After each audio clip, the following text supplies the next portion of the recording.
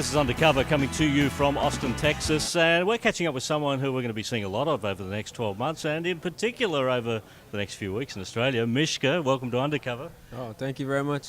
Good to have you here, and a very interesting story because you're sort of half Bermuda, half Canadian. Yeah. My father's family from Bermuda. That's where I was born. My mother's from East Coast of Canada. Yeah, so. Well, I'm glad to see that the influences went towards your father's side then, because they could have got ugly, couldn't it? Bob Marley versus Celine Dion. Yeah, something like that. I don't know. So, Now, you've had a very interesting, lifestyle, being raised on a boat, wasn't it? It was from a real young age, like 3 years old till I was about 15. We were living on the boat, sailing entirely around the Atlantic Ocean. We never got over the Pacific side, but. Yeah. We spent a lot of time. Yeah, I mean, all my younger years were on the boat. So. Wow. Yeah. So what did Mum and Dad do for a living?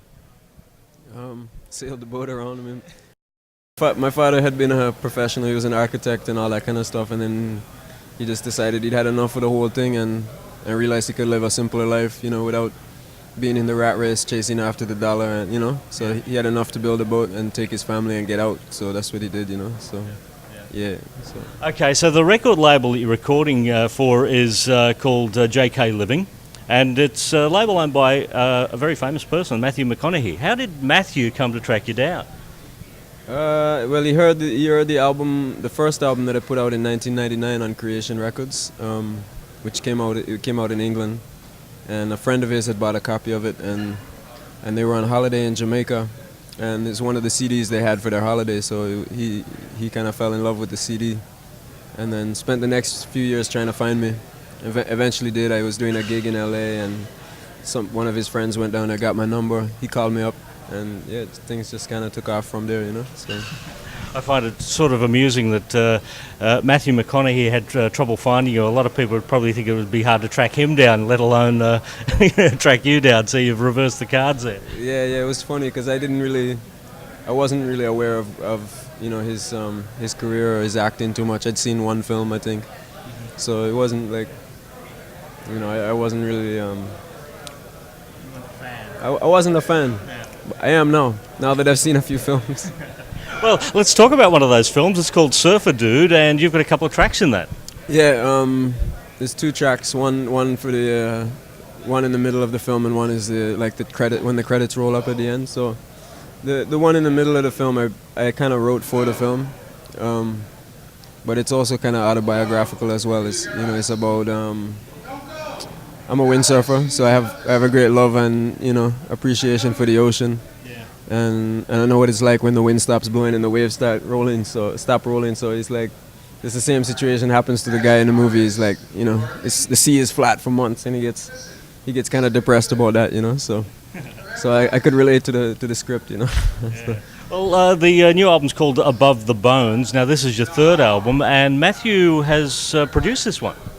Co-produced. It was me and this guitar player, Daryl Thompson. We started it together. Daryl's a long-time reggae and rock player and producer too. So and then about halfway through making the album, that's when Matthew started to work with me and give his 2 cents about how he thought the music should go and stuff. So yeah, it was a kind of co-production thing. But it was it was a nice collaborative effort, in the studio. We had a lot of good times. Tell me a bit about Mishka, the record collector, because I understand that Roxy Music's Avalon was one of the early additions to the record collection. Yeah, I think it might have been the first tape I ever bought, actually. Yeah, so I have a very eclectic taste in music, mostly into mellow stuff. I'm not really into like heavy rock or anything like that, but I'm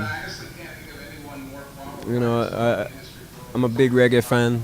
Obviously, that's I play a lot of reggae stuff, but like stuff like Roxy music and all kind of stuff. Like I'm a big fan of a lot of Australian music.